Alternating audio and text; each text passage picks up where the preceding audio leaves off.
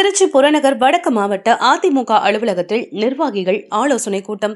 கழக பொதுச் செயலாளர், சட்டமன்ற எதிர்க்கட்சித் தலைவர் புரட்சித் தமிழர் எடப்பாடி பழனிசாமி அவர்களின் ஆணை கிடங்க வருகின்ற 17ஆம் தேதி விடியா திமுக ஆட்சியில் நிலவக்கூடிய பாலியல் வன்கொடுமைகள், சட்ட ஒழுங்கு சீர்கேடுகள், போதைப் பொருட்கள் பழக்கம் போன்றவற்றை கட்டுப்படுத்த தவறிய நிர்வாக திறனற்ற ஸ்டாலின் தலைமையிலான விடியா திமுக அரசை கண்டித்து கழக தலைமையிலான தேசிய ஜனநாயக கூட்டணி கட்சிகள் இணைந்து வருவாய் தலைநகரங்களில் கண்டன ஆர்ப்பாட்டம் நடைபெறவுள்ளது.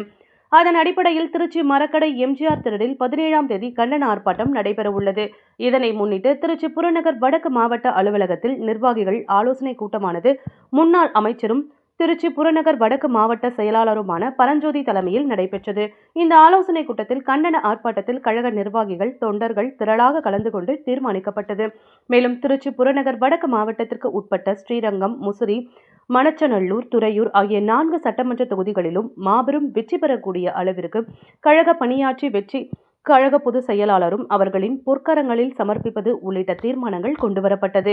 மேலும் ஒவ்வொரு நிர்வாகிகளும் தங்கள் பகுதிகளில் கழக பொதுச் செயலாளர் எடப்பாடி பழனிசாமி அவர்கள் அறிவித்த தேர்தல் அறிக்கையை வீடு வீடாக சென்று மக்களிடம் கொண்டு செல்ல வேண்டும் என திருச்சி புறநகர் வடக்கு மாவட்ட செயலாளர் பரஞ்சோதி நிர்வாகிகளுக்கு அறிவித்தனர்.